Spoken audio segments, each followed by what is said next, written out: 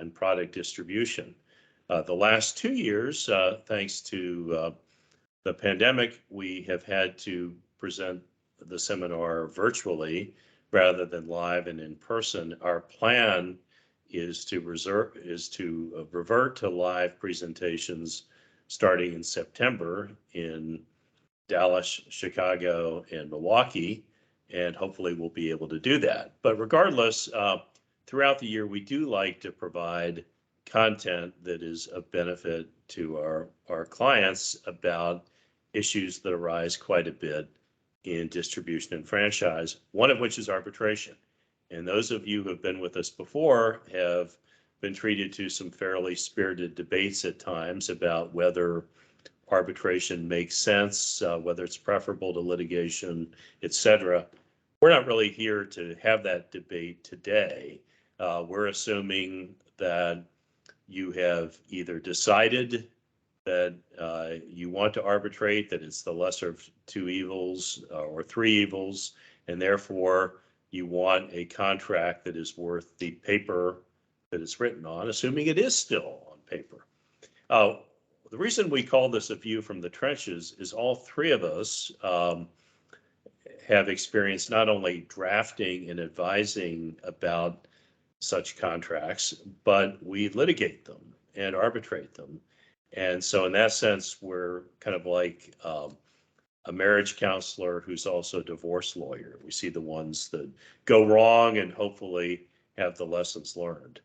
Our bios are on the Foley website. Since our time is limited, I don't want to do a dramatic reading of them. Roland Potts has many years of experience in this area, recently joined Foley in November. And Leslie Smith, as many of you know, has been a mainstay of our distribution and franchise practice for quite some time and is also quite active in the National Franchising Bar. In terms of the topics today, obviously the contract doesn't usually come into play until you suddenly have a dispute, pull it out, and want to enforce it.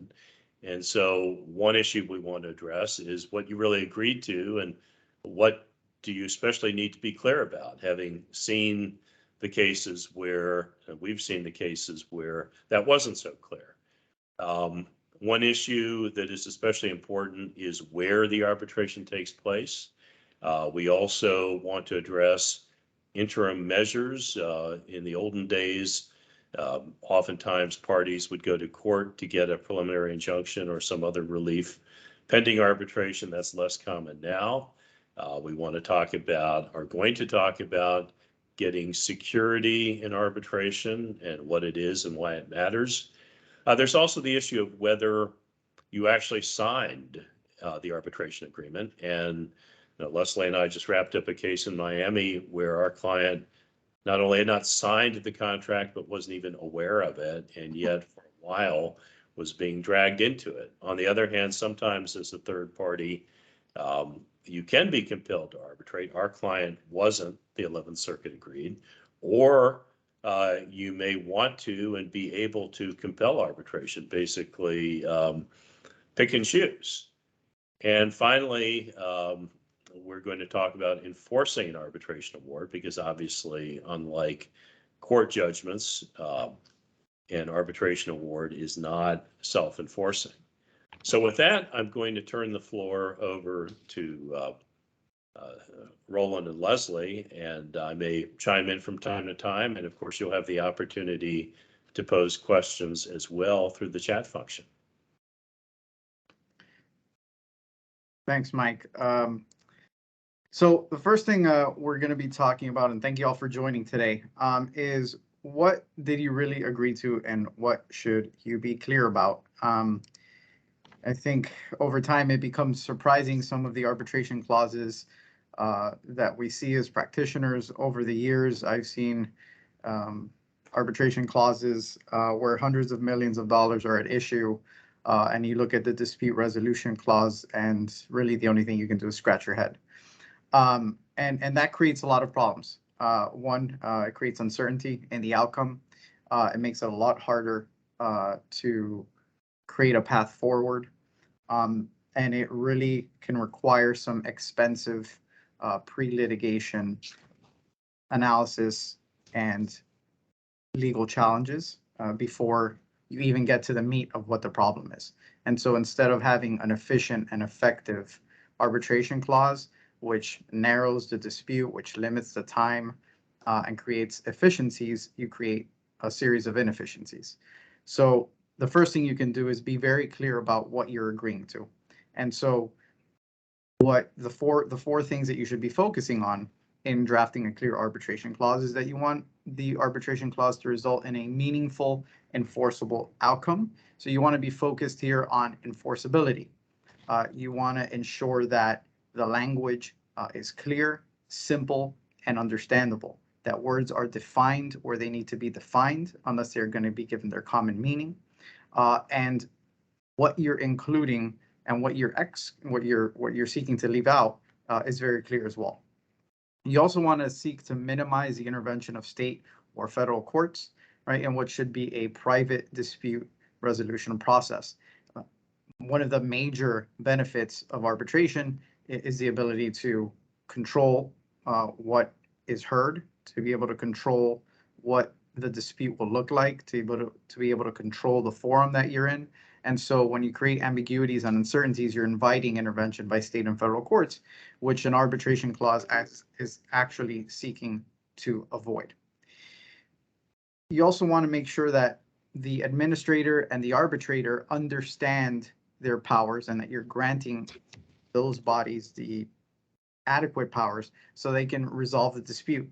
If you refer a case to an arbitrator or to an arbitral forum such as the AAA or the ICC, but you've excluded key enforcement mechanisms, or you've made the clause so convoluted so as to make it impossible for the arbitrator to determine what powers they do or do not have, that is going to make an arbitration clause very confusing. And again, it's going to revert to point 2, which is involving state and federal courts unnecessarily. And so that's with respect to authority. And then finally, you want to make sure that there is clarity, that you want to make sure that the proceeding and the clause is conducted in accordance with procedures that help guarantee a fair, efficient proceeding. So you want efficiency, clarity, and fairness. One of the fundamental principles of any arbitral clause and its enforceability, and indeed one of the grounds to challenge an arbitration, is when there is a lack of fundamental due process and fairness. And so you want to ensure that when you're crafting your arbitration clause, you're not trying to seek advantage or one-up or one-side the agreement in such a way that would render or create unfairness within the clause itself. And that's particularly important when you're looking at distribution and franchise agreements, where many times one party has a lot of power already going in to the agreement. The last thing you want to do is use that power to create a one-sided arbitration clause, which at the end of your 12 to 18 months is going to be challenged for unfairness and upheld. So with that said, I'm going to transfer it over to Leslie to go over some clauses showing some of the typical mistakes that we see and some great examples of what not to do. Thank you, Roland. Thank you again also for coming here today.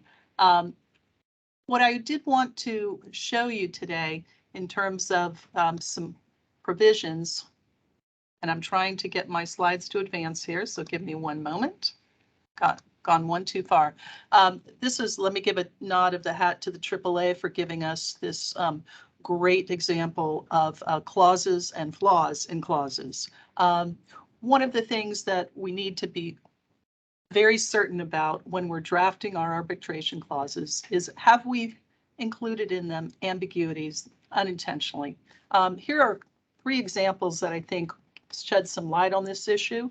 In the first clause on the left, you'll see that the clause provides that any dispute is going to be settled by arbitration, and unless a third party is materially necessary to the resolution of the dispute. That might sound appropriate in some circumstances, depending on the nature of the agreement and the involvement or potential involvement of third parties. But what is the flaw in doing so? Well, who decides if the third party is in fact materially necessary? This clause doesn't provide for that. So you need to decide who's going to make that decision. Is it going to be the parties themselves? Is it going to be the arbiter? Is it going to be the third party themselves? What happens when the third party decides that it won't participate in the arbitration? So these are all factors you need to think of when drafting such clauses. In the second example, this requires that disputes shall be submitted to arbitration unless it's a technical dispute. All right, very well, that can come up as in some circumstances as well. But then the question becomes, who's going to determine whether the dispute is a technical dispute or not? And who decides if there needs to be a technical expert, how that expert is selected? So other issues to think about as you're drafting. And finally, the third example is a clause where the members for this particular arbitration clause was a membership related entity, and those members could enter into binding arbitration to resolve disputes concerning their duties regarding the membership in the entity. But the problem, of course, is, well, what happens if they fail to reach an agreement? Who decides at that point? Is that the arbitrator's decision or is it the members' decision themselves? So all of these are factors to be thinking about. And I think the lesson to be derived from these three examples is what you need to look for as you're drafting these clauses. Or where are my ambiguities? Where is the other side likely to think that I haven't clarified what the requirements are? And I would suggest to you to pay special attention to words that follow from clauses that start with the words unless or except. So those are my guidance here for clarity. And I'll turn it over next to Roland to take it away with a little more clarity, insights. Roland? Thanks, Leslie. And yeah, those words, like unless and conditional clauses, really expand the need to provide clarity and really invite problems, for lack of a better word. And so, you know, something that real world distribution dispute resolution clause that we're looking at here, contract that's worth over $100 million, and we're looking at a arbitration clause which provides for binding mediation before jams, and mediation shall be the exclusive remedy for breach of this agreement by either party, except, and there's that conditional clause, right? Except with regard for a claim for wrongful termination of this agreement. And then it goes on to say in subsection C that if there is any suit for wrongful termination of this agreement, you go to court, essentially. You file a lawsuit. And so there's a lot that's wrong with this clause. The first thing is binding mediation. It's not something that JAMS does. So when you're referring to something that the arbitral forum itself doesn't do, that's going to create a quandary, right? And when we go back to the 4 key points of what you want to do to make sure an arbitration agreement is clear, you want to make sure that the forum has the tools it needs to render a decision and to enforce the agreement. So if you're providing for something that the forum itself does not do, that's going to create a problem. And when you go to seek arbitration under a clause like this or non-binding mediation, you're left with a very large quagmire, not only for the parties to resolve, but for the forum to resolve. And normally an arbitral forum isn't going to get involved in analyzing and assessing what the parties have or have not agreed to. They're simply going to tell you, work it out or go to court and get an order. And so what this has done is essentially invited, right, a lot of additional litigation, a lot of additional legal expenses that could have been avoided with a little bit of forethought at the creation, at the inception of the agreement, to make sure that the parties were understanding what they were agreeing to.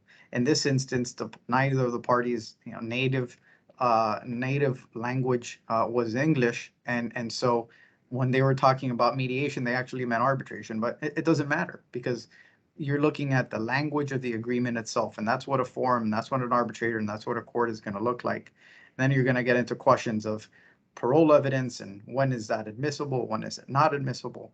And again, you're creating a nightmare. And so what's wrong here?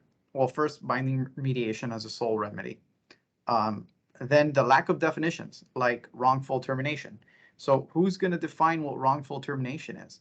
In any termination, one side is going to argue that it is a rightful termination and one that is allowed under the terms of the agreement, and that's why they're terminating. And the other side is always going to allege that it's a wrongful termination and that the agreement should not be terminated. And therefore, what defines wrongful termination? Does party A terminating define wrongful termination? Does party B, who is terminated, define wrongful termination? Does the, I guess, mediator or arbitrator in this instance define wrongful termination? Do you have to go to a court to have, just before you even get to a forum of where you're supposed to be, determining the meaning of a word or of a phrase? And so you can see kind of the varied nuances and complications that an unclear arbitration clause creates. When you're also looking at this clause, there's no number of arbitrators defined. There's no language of the arbitration. And so here where you have parties whose native language is not English, there are documents in multiple languages, the language of the arbitration becomes a problem, and if it's not defined. So looking at this same clause, there are some things that were done well, and it's worth pointing out.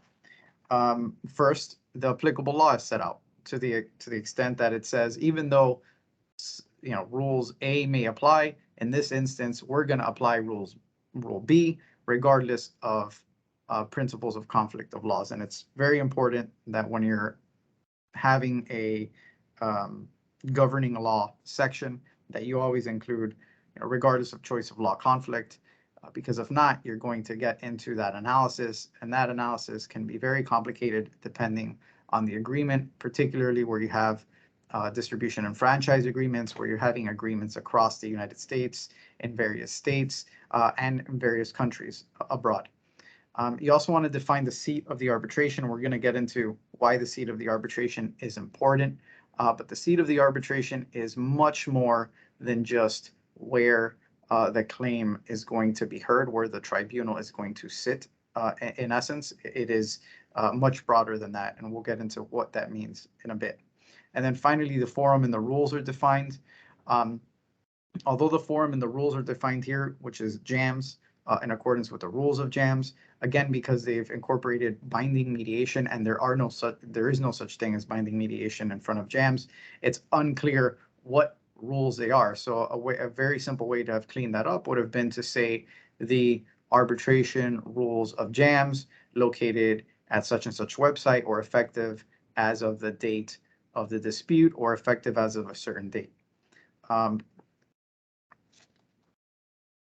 So again, clarity and purpose, and say what you mean and mean what you say.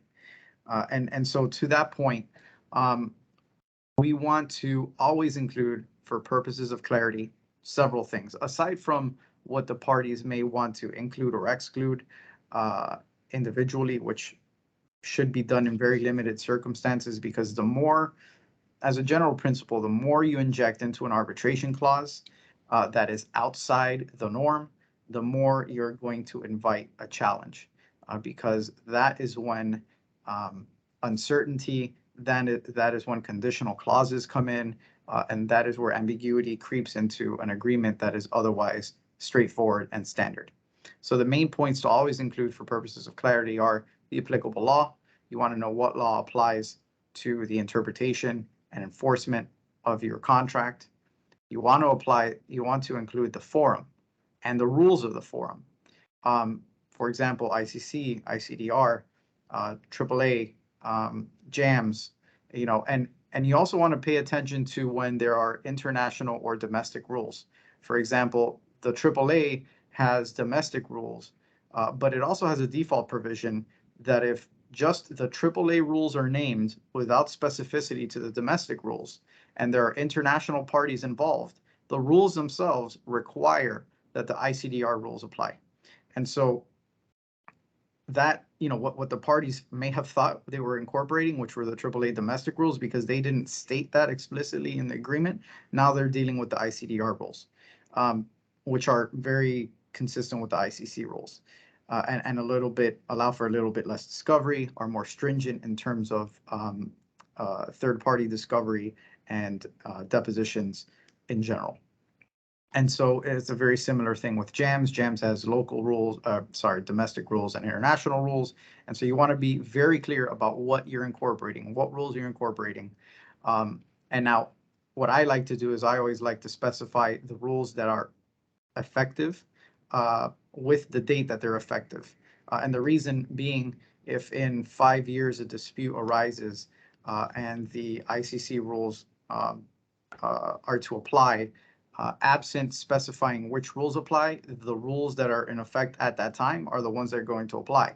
So if 5 years before you agreed to the ICC because you liked a particular set of rules, and 3 years later the ICC changes those rules, and now the rule that you really liked is gone, you don't have the benefit of that anymore unless you specified which rules you want to apply.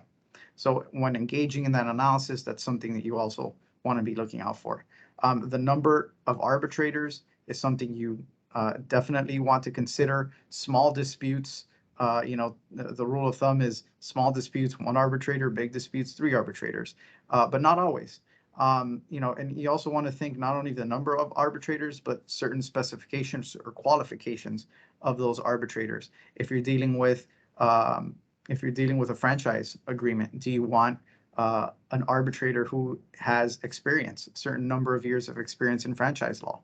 If there's a particular provision in a state franchise law that you want to be mindful of, do you want to make sure that you're incorporating, an arbitrator's qualifications who has experience with that particular law? And so you want to be very mindful of, this is the opportunity for the parties to get together and figure out who they want to decide their dispute. And that's the biggest benefit of arbitration. You get to choose. And so this is the time to do it before the dispute arises, when the parties are still getting along, and you can reach agreement on some crucial fundamental issues that are going to vastly simplify and lead to a much more fair result at the end of the day. You also want to define where the seat of the arbitration is. Again, very important. The language, particularly when you're dealing with foreign parties.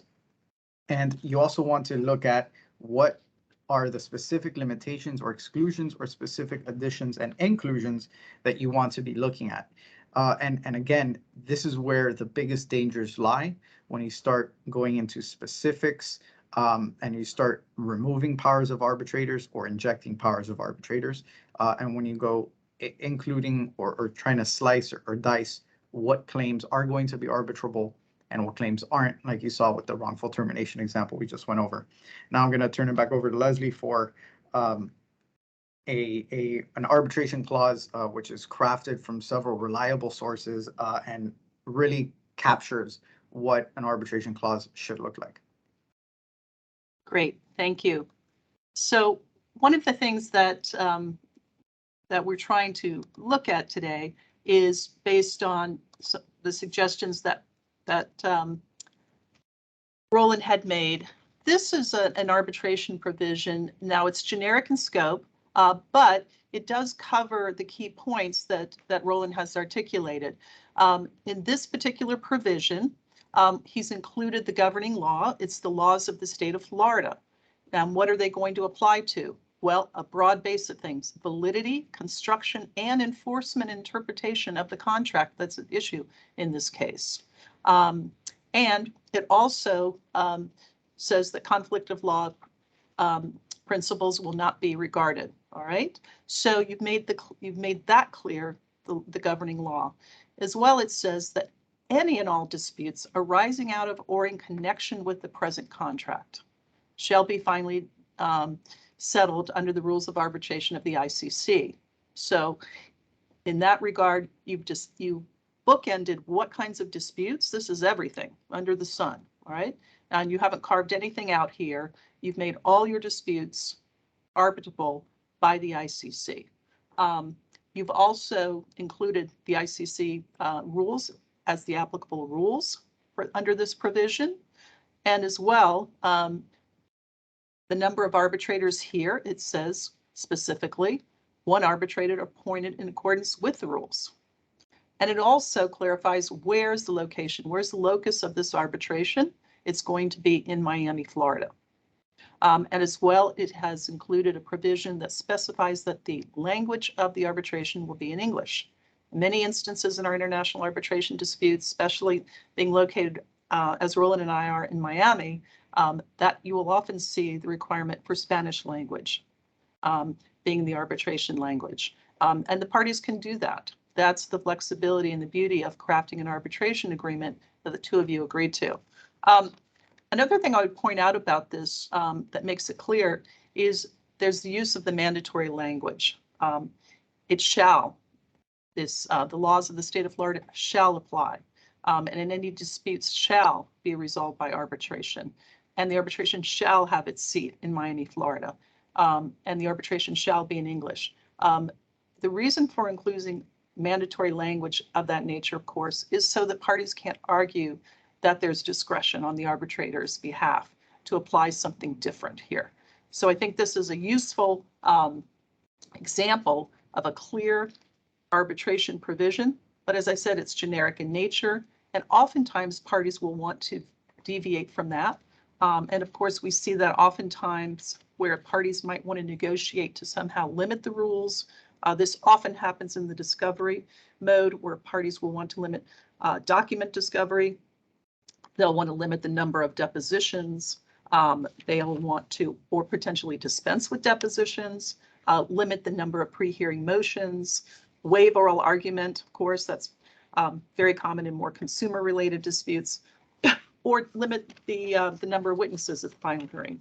So all of those things can be woven into your provision. But again, clarity is your pole star for these provisions. So let me turn it back to Roland here to discuss the seat of the arbitration. Thanks, Leslie. And been talking about this for a while, or alluding to it. So the seat of the arbitration is probably a lot more important than most people think upon initial analysis of looking at an arbitration clause. And unless you've been involved in a few arbitrations, you know, sometimes this concept can kind of fall by the wayside, and people will routinely, when negotiating a contract, agree to a neutral seat of arbitration without really giving an analysis to what that neutral location means in terms of an impact to the arbitration. And moreover, some people would even consider it a throwaway, like, oh, it's not a big deal where the arbitration is. You know, I don't care if I have to go to the Dominican Republic to have my final hearing. It's not a big deal. Well, it is. And the reason it is because the seat of the arbitration is not really where the final hearing is going to take place. It's much more than a concept of a physical seat, right? It is the lex arbitri of the case. It is the procedural law of the arbitration to the extent that the specific rules that you haven't contemplated have provisions for certain acts or for the procedure itself. So it's a gap filler. And so when there is a vacancy in the rules that you've selected, the arbitrator is going to look at the local law to fill in that gap. And so when you have very robust arbitration acts like you do in Florida, like you do in England, like you do in Hong Kong, like you do in Singapore, those rules become very important because the arbitrator is going to look at that law to essentially resolve any disputes to the extent that he needs additional insight. Moreover, when you're looking at whether or not an arbitral tribunal can rule on their own jurisdiction, competence, that is going to be analyzed depending on the seat of the arbitration, that law is going to govern. The definition and form of an agreement to arbitrate, the arbitrability of a dispute. So U.S., in the United States, primarily when you're dealing with international disputes, if the rules allow for an arbitrator to determine his own jurisdiction, they are going to be able to. There are other jurisdictions, such as England, where regardless of what the arbitration agreement calls for, whether or not the forum rules allow for an arbitrator to determine his own jurisdiction or not, if the seat of arbitration is in England, the arbitrator, by operation of the rules of the law in England, is going to be able to determine their own competence. The definition and thereby the arbitrability of a dispute. The constitution of an arbitral tribunal and any grounds for challenge of an arbitrator can also be determined by the seat of the arbitration. The treatment of the parties and what due process means, what fairness means, what notice means, it can be governed by the seat of the arbitration. Interim measures and court assistance, huge concept of whether or not a court is going to assist an arbitral tribunal that has ordered interim measures is going to be governed by the seat of the arbitration. Of course, where hearings are, default, what constitutes a default, whether or not a default can be entered, is going to be governed by the seat of the arbitration, and the validity of the award. So typically the seat of the arbitration is going to be defined as primary jurisdiction, and any other country where you're seeking to enforce an award is going to be secondary jurisdiction. So if an arbitral award is challenged and upheld as valid in the primary jurisdiction, so the seat of the arbitration, is going to be very difficult under principles of international law and the New York Convention to have a secondary jurisdiction, meaning enforcement of an award in another country, challenge or change that result. And alluding to the seat of the arbitration and courts for and how the courts interplay with interim measures in that seat of arbitration, Leslie is going to talk about interim measures and what differences can exist depending on the rules that you choose. Great. Thanks, Roland. So the next, what Mike had alluded to earlier was with regarding interim measures, that our introduction was in the good old days when we were both early on, a lot of folks would shy away from arbitration for the simple reason that you couldn't get interim relief. So if you're not going to be able to get the interim relief, why bother to go at all? Since that's sometimes when the case is won or lost. So over the last 30 years, of course, there's been a much more developed body of law about interim measures and that type of relief. And it is in all of the major rules that we see and intersect with in our arbitration practice. Just to give you an idea of a couple of interesting ones, is a comparison between the ICC rules, which are on your left, and the JAMS rules, which are on your right. For the most part, they're very consistent with one another. It allows these arbitral bodies to, of course, provide interim or conservatory measures as the arbiter deems appropriate. It allows the arbiter to impose security, which Roland will talk a little bit more about, and of course, give a form of an interim order as well.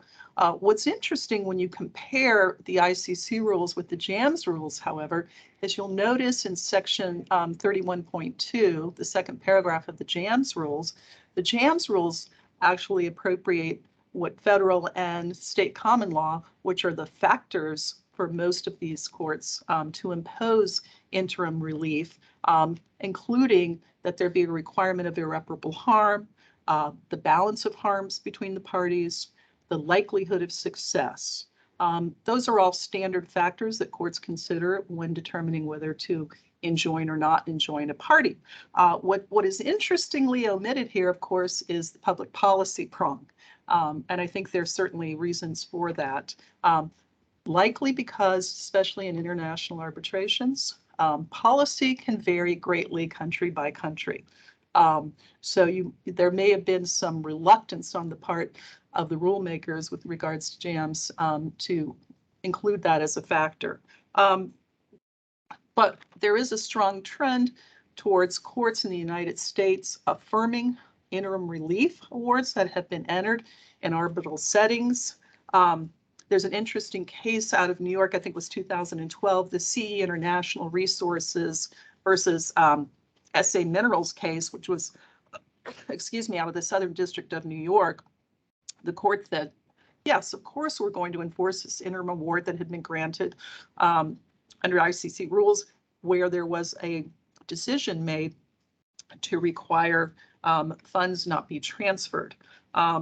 Interestingly enough, in that case, when the respondent failed to comply with the rendered award, the court in the Southern District of New York actually imposed contempt proceedings. And in fact, that individual was receiving daily fines for their civil contempt. So that is more common in the United States. Once you leave the confines of the United States, you'll find some courts a little more reluctant in some instances to award interim relief and confirm those types of awards, especially if they believe that their policies, their public policies in their countries are at issue and are not being upheld in connection with those.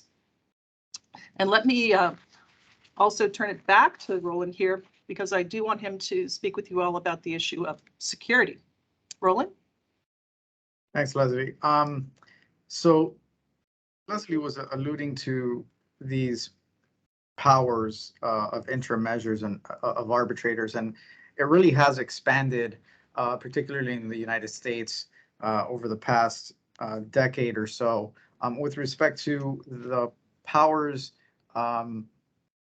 what really fits in the confines of interim measures. So security, essentially in arbitration, is a prepayment of monies that are usually tied to damages, pre-hearing, for the conservation of an enforcement and eventual satisfaction of a judgment, so as to not render the judgment a Pyrrhic victory. This concept was born of the fact that if you're going to go through an arbitration, you're going to spend 18 months in arbitration, and there is a risk that the other side is going to A, declare bankruptcy, B, abscond in some international way with all their money, C, otherwise protect their assets to make it so that your award at the end of the day is unenforceable. The tool of conserving assets, the tool of protecting the status quo, was extended into this concept of security, and it would require a responding party to either not do away with assets, or to post a bond, or to put money in escrow. And these security awards can stem from a few million to hundreds of millions of dollars. And the amount at issue isn't what a court is going to look at. Whether or not an arbitrator got it right on the law isn't even what the court is going to look like. As a matter of fact, there's ample case authority that says a court isn't going to analyze the niceties of legal concepts, right? And they're going to rather instead look to whether or not the parties agreed to provide interim measures for the conservation of property to the arbitral tribunal.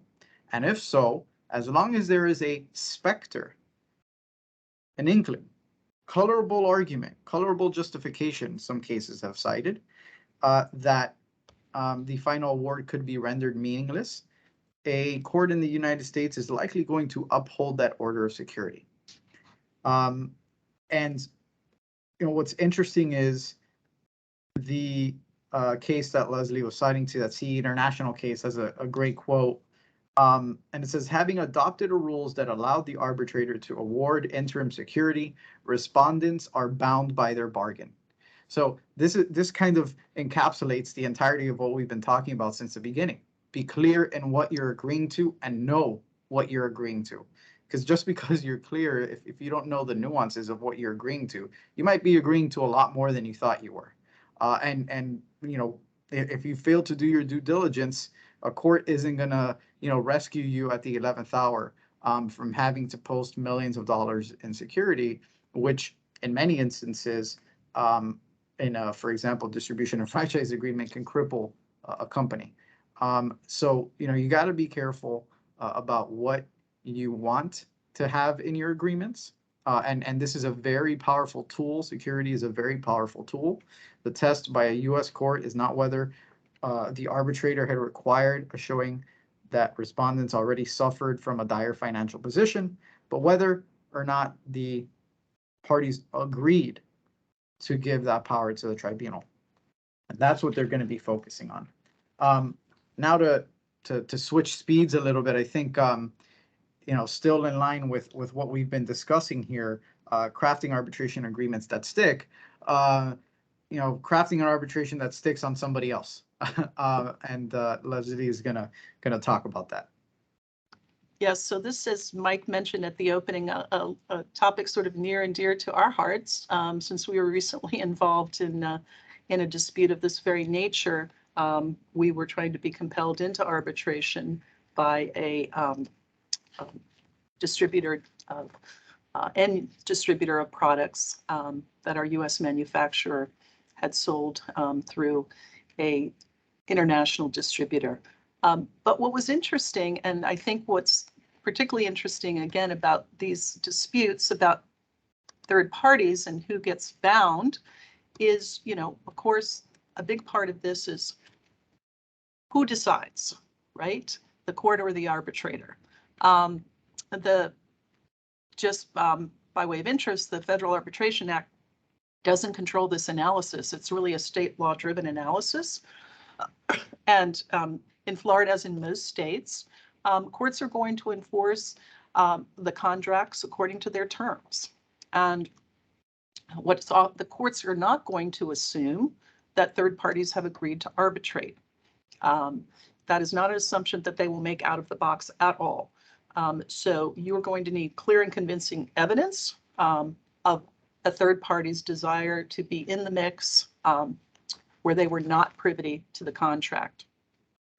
And where the courts go with this tends to be if you are having the court versus the arbitrator decide, and that was an issue in our case, Mike, if you recall, I believe that the distributor in the Colombian and the DR market had indicated that they thought the court should be making, the arbitrator, the ICC in this instance should be making that decision. Was that correct?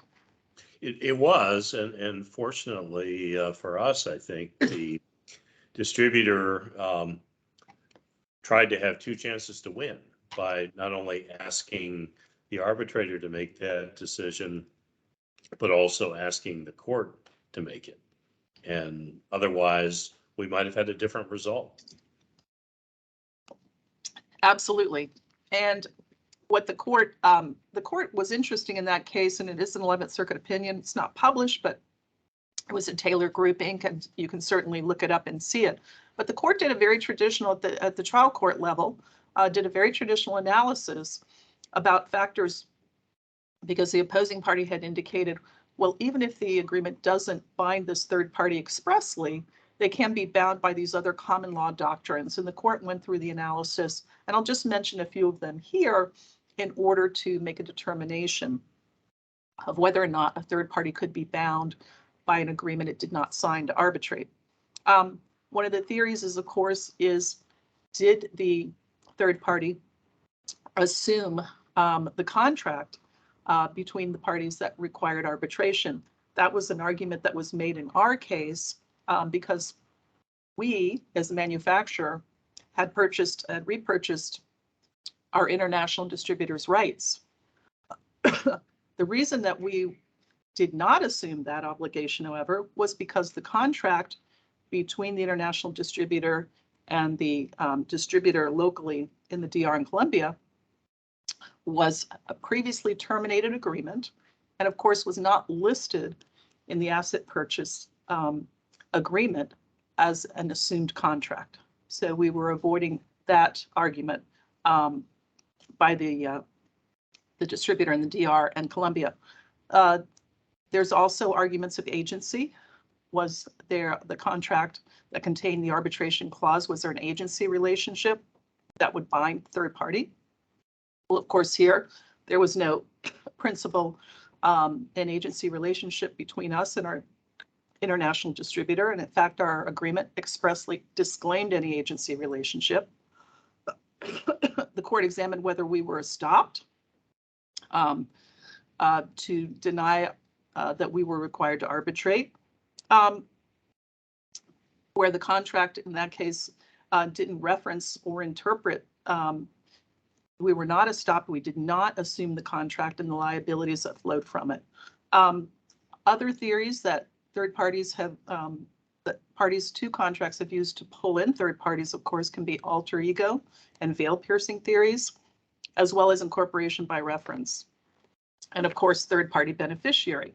In our case, the distributor in the DR in Colombia was arguing that we received the benefits of the sales, so that we should in fact then be a party to the arbitration dispute. Our position was, of course, we sold our products to our international distributor. So any benefit that we received was in fact indirect. And the court agreed with us on that. Now that was the case of a party trying to resist arbitration, but there are instances, less frequent, where third parties will in fact try to compel arbitration. And they want to be in arbitration with other parties. And the similar doctrines that we've discussed just now, the equitable estoppel and assumption agreements theories can also be applicable in those instances as well. So you might be very careful when you consider crafting your agreements about third parties and the impact it may have on them, and whether or not, you want them to join you or not in that party. Roland? Thanks, Leslie. And yeah, this third party compelling arbitration and the distinction between a third party compelling arbitration and a third party being compelled to arbitrate, I think really touches nicely on the nuances between formation questions. And so whether or not an agreement actually exists, which is really something for a court. And once there is an agreement established, the applicability or the extent to which that agreement is going to apply, which is a third party compelling arbitration to a group of parties who have already agreed to arbitrate. And 1 second. Great. At this time, I will announce the CLE code. For those seeking CLE credit today, please record the following 5-digit code on your attorney affirmation form, which can be found in the calendar invitation for today's webinar. The CLE code is R as in Robert, D as in David, the number 8, N as in Nancy, J as in John. Again, that code is R as in Robert, D as in David, the number 8, N as in Nancy, J as in John. Please record this code on your attorney affirmation form. I will now turn it back over to our presenters. Thanks, John. Very important CLE credit. So finally, you crafted a good arbitration clause. You're at the finish line, and the last thing you're considering is, is an arbitral award really that much better than a U.S. judgment or a foreign country judgment, a judgment from the Dominican Republic, from Colombia, from England, from Germany? And the answer is yes. The greatest benefit to arbitration, and I think this holds true, there are questions these days about whether or not arbitration has gotten too expensive, about whether it's losing its kind of efficiency, and those are topics we can certainly tackle another day. But something that continues to be a strength is how widely enforceable an arbitral award is. There are 158 countries, actually 170 last time I checked, I believe, that have signed on to the New York Convention on the Recognition and Enforcement of Arbitral Awards. And really, this convention is revolutionary, was revolutionary then, and it still holds today, in that if there's a written agreement to arbitrate, it's generally going to be enforceable, and subject to very narrow exceptions. Once you're on that horse, that arbitral award is going to be enforceable in those 170 countries, and that's huge, because you don't have to worry about principles of comity. You don't have to worry, as much about, national laws. Yes, there is a public policy, exception, national public policy exception, but most countries have that public policy exception read in a very narrow way. And so, this is the biggest strength, right? 70 years, almost 40, 70 years of consistent arbitral award enforcement. There's a lot of countries out there who don't, really like the United States and don't really want to give force to a U.S. judgment, but they will enforce an arbitral award. And there are some countries where the U.S. would look to a judgment from that country with suspicion and maybe not give comity to an award of a foreign jurisdiction. But the United States, very routinely, and again with very limited exceptions, will enforce an arbitral award. Something to keep on everybody's radar is this convention of 2 July 2019 on the recognition and enforcement of foreign judgments in civil or commercial matters. It's a mouthful. Its shorthand is the Hague Judgments Convention. The United States signed the convention March 2nd, 2022. So very recently. Right now, there are only 6 countries that have signed on to this. But if this takes hold, there might be a question as to whether or not there's 2 golden tickets, or whether or not eventually this new convention will supplant the strongest point of arbitral awards and enforceability of arbitral awards, because it seeks to, in a very streamlined way, give comity and reciprocity to judgments of other contracting nations. So this does have the power, I think, to kind of revolutionize judgments and how foreign judgments are respected or not in foreign jurisdictions, and that might be a challenge eventually to the power of the New York Convention. But for now, the golden ticket, I think, still remains an award under an arbitration award. And Mike, I think that's it from us. I don't know if you want to take over, or maybe there's any questions, or you have something to say. Some questions. I do, yes, thank you. So far, I haven't seen any questions in the chat feature, except questions about how to request CLE credit. I think those have been addressed, and I can't competently answer any questions like that. I thought I'd close with a few observations and give people one last chance to speak now or forever hold your peace.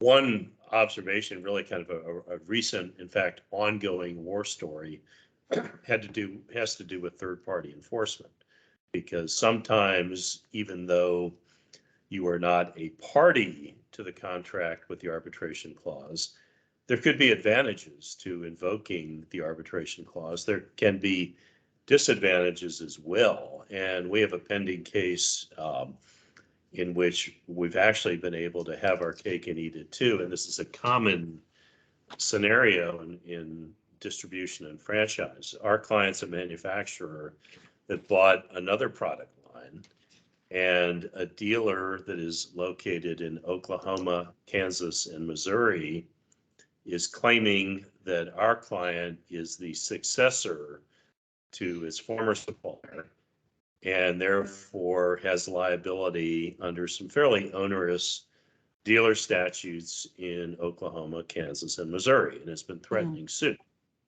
And eventually made good on that threat by filing suit in Kansas City.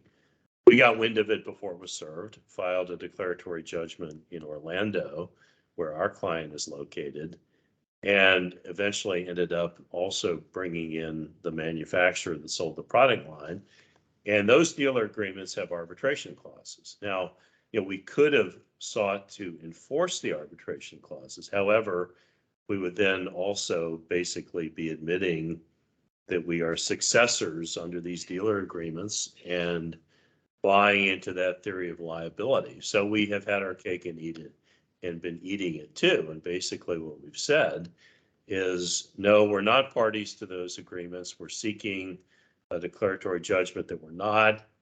We can't be sued in Missouri, Kansas, or Oklahoma.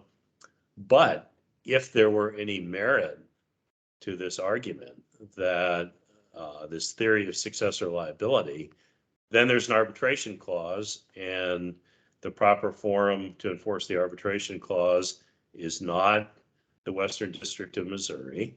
It's not the Middle District of Florida. It actually would be the Western District of North Carolina, because that's what the dealer agreements say. So we'll see how all that plays out. I mean, the most recent briefing was just submitted last week, so it's late breaking news. Going back to interim measures, I would say that in my experience, arbitral preliminary injunctions can be a real mess, especially if you haven't provided for them in the contract. One of the war stories that I could talk for an hour about, but obviously won't. The AAA issued a preliminary injunction with no requirement of irreparable harm, no bond, and in a situation that was clearly contrary to law. Basically, they were saying that something was a trade secret and that something happened to be posted on the internet.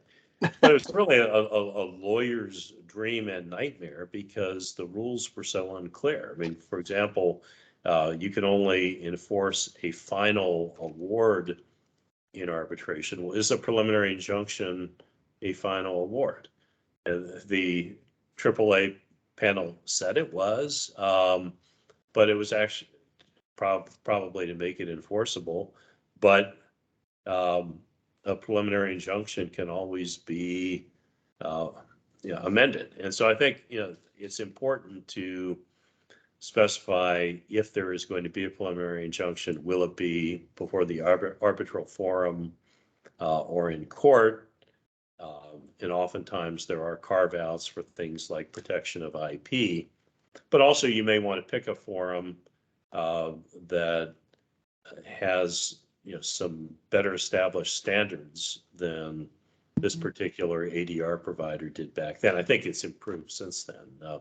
This was close to 20 years ago, but so that's my 2 cents worth for what it is. I'm not seeing any other questions, so if I'm missing them, maybe one of the other presenters can speak up, but if not, we'll close, let everyone get back to work, lunch, or whatever, and also hope that you will join us late summer and fall for one of the live presentations. Again, this year, the choices are Chicago, Dallas, and Milwaukee.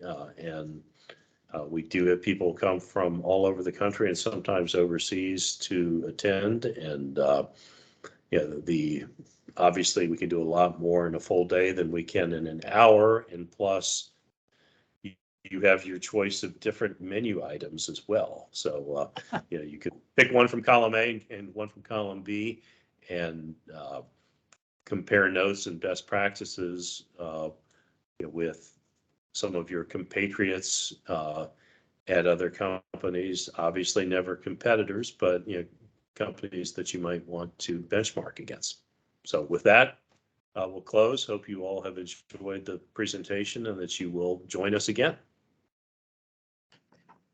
Thank you, everybody. Thank you. Thank you. Bye now.